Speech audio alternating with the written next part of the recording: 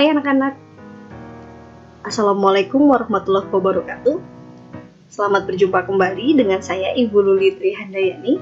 Hari ini kita akan belajar sistem koordinat. Baik, sebelum Ibu masuk ke materi sistem koordinat, perlu Ibu tanyakan terlebih dahulu, untuk apa sih kira-kira kita belajar sistem koordinat? Baik, kira-kira untuk apa ya? Sebenarnya, kalian sudah mempelajari sistem koordinat waktu kalian berada di kelas 6 SD. Akan tetapi, belum terlalu mendalam. Maka dari itu, kali ini kita akan mempelajari sistem koordinat jauh lebih dalam lagi. Baik, yang pertama-tama sebelum kita masuk ke materi, kenapa kalian harus mempelajari sistem koordinat? Nanti, di akhir pembelajaran, kalian harus mampu untuk menyebutkan atau menentukan koordinat suatu titik. Kemudian yang kedua, menyatakan garis-garis yang sejajar dengan sumbu X maupun sumbu Y. Dan yang ketiga, menyatakan garis yang tidak sejajar dengan sumbu X maupun sumbu Y. Baik, itu tujuan dari pembelajaran kita hari ini. Namun, sesungguhnya sistem koordinat banyak kita gunakan dalam kehidupan sehari-hari. Misalkan saja ketika kalian menyatakan rumah kalian pada teman kalian. Rumah kamu di mana? Pasti pernah bertanya seperti itu.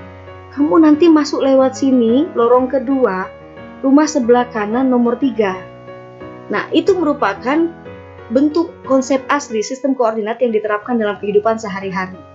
Lalu Bu, di mana lagi ya kira-kira kita pakai sistem koordinat? Kenapa sih kita harus belajar sistem koordinat? Sesungguhnya, sistem koordinat sangat penting untuk kehidupan kita. Di antaranya yaitu sistem koordinat digunakan dalam navigasi pesawat. Untuk menyatakan pesawat itu tidak saling tumburan karena pesawat tidak sempat mengerem, tidak sempat juga punya klakson untuk menyatakan bahwa temannya di depan berada satu jalur dengan dia. Maka pesawat harus terbang dengan sistem koordinat atau titik koordinat yang berbeda dengan pesawat lainnya untuk mencegah tabrakan pesawat. Baik anak-anak, mari sama-sama kita pelajari apa sih sistem koordinat itu. Nah, masuk ke materi ya. Perhatikan baik-baik. Kalian melihat di sini ada gambar sumbu X atau garis yang tegak. Ini ya, garis tegak. Kemudian ada garis yang mendatar. Garis tegak dan garis mendatar. Garis tegak kita sebut dengan sumbu Y, diberi nama Y. Kemudian garis yang mendatar diberi nama sumbu X. Sekali lagi, garis tegak disebut dengan sumbu Y dan garis mendatar disebut dengan sumbu X. Lalu, dua garis ini ternyata saling berpotongan di satu titik, yaitu di titik ini. Ini disebut dengan titik asal atau disebut titik O dengan koordinat 0,0. Sekarang perhatikan, jika penjelasan Ibu cukup panjang, kalian bisa mencatat apa yang sudah Ibu tampilkan.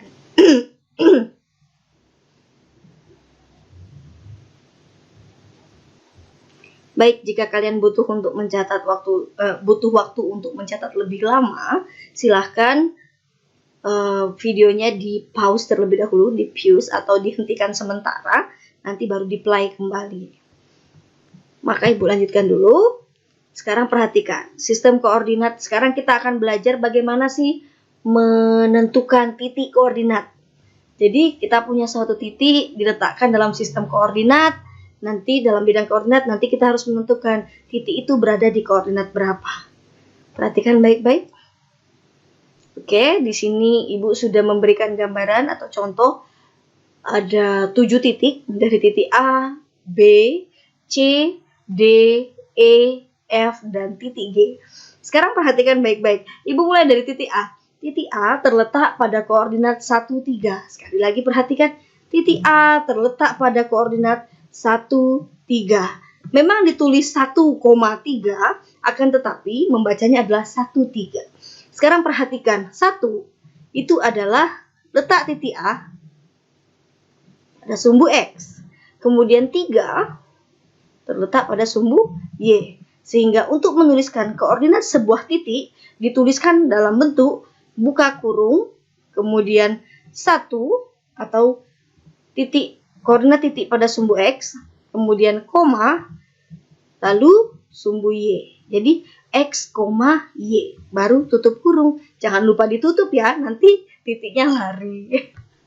Bercanda. Baik, Sekarang perhatikan baik-baik apa yang sudah kalian miliki. Kita bisa lihat di titik B. Titik B cara menentukan titik koordinat. Kalian harus melihat baik-baik. Pertama, sumbu X-nya terlebih dahulu. 5. B itu terletak dalam koordinat 5, 6. Atau kalian tuliskan dengan 5,6. Kemudian selanjutnya silahkan perhatikan kembali. Jika kalian salah tulis titik B dengan koordinat 6,5, maka nanti 6 itu terletak di sini. 6. Lalu sumbu Y-nya 5. Maka ini akan mengakibatkan sesuatu yang fatal. Artinya tidak tepat titik koordinatnya atau tempatnya berubah posisi. Sehingga menetapkan koordinat suatu titik perlu dibutuhkan ketepatan dalam menuliskan koordinatnya. Selanjutnya titik C. Titik C ini terletak di mana? Negatif 4 dan 2. Begitu pula untuk selanjutnya. Silakan anak-anak cermati gambarnya. Bisa di pause terlebih dahulu, kemudian dicermati dengan baik-baik. Oke, selanjutnya Ibu akan melanjutkan. Oke, kalau tadi Ibu ngomongnya kecepatan, kalian bisa menuliskan terlebih dahulu kenapa koordinat suatu titik. Silahkan diperhatikan baik-baik. Ibu lanjutkan. Sekarang perhatikan baik-baik. Sistem koordinat itu terdiri dari 2 sumbu. Sumbu X dan sumbu Y. Kemudian, sumbu X dan sumbu Y ini saling berpotongan sehingga menghasilkan 4 daerah. 4 daerah itu disebut dengan kuadran. Kuadran 1 yaitu sumbu X-nya positif dan sumbu Y positif. Kuadran 2 sumbu X-nya negatif dan sumbu Y positif. Kuadran 3 lihat X-nya negatif, Y-nya juga negatif. Dan kuadran 4 yaitu X positif dan Y negatif. Ini berlawanan dengan arah jarum jam ya. Jadi kuadran 1, 2, 3, 4. Kalau jarum jam kan ke kanan. Jadi kita mulai dari positif dan positif. X positif, Y positif. Kuadran 1, 2, 3, 4. Oke, sekarang kita lanjutkan. Kali ini Ibu akan menjelaskan tentang garis-garis yang sejajar. Untuk yang pertama yaitu garis yang sejajar dengan sumbu X. Silakan diperhatikan. Ada garis I1, I2, I3, dan I4. Kalau kita geser akan berhimpit di sumbu X. Maka garis I1, I2, I3, dan I4 tanpa mengubah posisi garis kemiringan suatu garis, tapi hanya menggeser naik turun, tapi tidak merubah kemiringannya, maka garis itu dapat dilihat sejajar dengan sumbu X. Jadi garis I1, I2, I3, I4 sejajar dengan sumbu X. Atau berhimpit tadi ya, kalau digeser dia berhimpit dengan sumbu X. Namun karena sumbu X ini tegak lurus terhadap sumbu Y. Sumbu X tegak lurus terhadap Y. Maka akibatnya I1, I2, I3, I4 yang tadinya sejajar dengan sumbu X akan menjadi tegak lurus, juga ikut tegak lurus terhadap sumbu Y. Oke, baik anak-anak, selanjutnya perhatikan lagi, Ibu punya garis yang berbeda, M1, M2, M3, dan M4. Nah, ini kalau dihimpitkan akan bersejajar dengan sumbu Y. Oke, karena tadi sumbu Y tegak lurus juga terhadap sumbu X, Y ini tegak lurus dengan X, maka secara tidak langsung mengakibatkan garis M1, M2, M3, dan M4 juga tegak lurus terhadap sumbu Y. Oke, kita sudah membahas beberapa hal. Kalau misalnya di antara anak-anak Ibu sekalian ada yang ingin bertanya, kalian bisa menuliskan pertanyaan kalian di kolom komentar dalam channel YouTube Ibu atau langsung ke grup kelas. Jadi kita sudah punya grup kelas di grup WA, silakan dilanjutkan di sana, tanyakan saja, kita diskusikan. Jika sudah paham, nanti baru kita masuk ke evaluasi. Oke, Ibu lanjutkan ya materinya. Selanjutnya, kali ini kita akan menggambarkan garis yang tidak sejajar dengan sumbu X maupun sumbu Y. Garis apa sih itu, Bu? Perhatikan. Ibu punya titik dengan koordinat 3 dan min 5. 3 dan negatif 5. 3 dan negatif 5. Ini adalah titik A.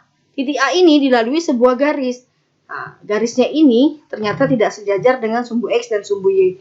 Tapi kalau garisnya tadi naik seperti ini akan sejajar sumbu Y. Atau melintang seperti ini, akan sejajar sumbu X. Tapi ini yang ditarik adalah garis yang berbeda, sehingga tidak sejajar dengan sumbu X maupun sumbu Y.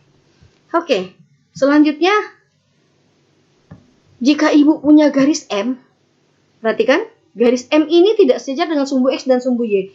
Namun ada garis N yang dia sejajar dengan garis M. Sehingga M dan N, garis M dan garis N saling sejajar. Namun garis M dan garis N tidak sejajar dengan sumbu X maupun sumbu Y. Baik anak-anak, materi kita sampai di sini dulu untuk hari ini. Alhamdulillah kita sudah belajar dari koordinat titik, menentukan koordinat suatu titik, hingga dua garis yang tidak sejajar dengan sumbu X maupun sumbu Y. Jika ada pertanyaan dari anak-anak, bisa langsung dikirimkan di grup WA atau komentar di kolom di channel Ibu, silahkan. Namun Ibu lebih aktif di WA sih ya, untuk memudahkan. Cukup sekian yang dapat Ibu sampaikan, namun ada beberapa hal yang ingin Ibu tampilkan lagi setelah ini. Ibu ingin mengucapkan terima kasih banyak kepada SETI dan PGRI untuk pembelajaran yang sudah diberikan, materi yang sudah diberikan. Jadi video ini dibuat untuk menjadi project dalam sebuah webinar dari kerjasama SETI dan PGRI, khususnya untuk guru-guru yang berada di Kabupaten Nunukan. Saya cuma bisa menuliskan pesannya, yaitu kita guru-guru tidak bisa melepaskan diri dari media. Nah, ketika guru cerdas bertemu dengan media yang tepat, maka akan menghasilkan generasi emas. Terima kasih untuk SETI dan PGRI yang sudah membantu kami, guru-guru guru-guru di Nunukan. Semoga ilmunya bermanfaat dan bisa menjadi lebih baik lagi. Cukup dari saya. Assalamualaikum warahmatullahi wabarakatuh. Sampai ketemu di video-video selanjutnya.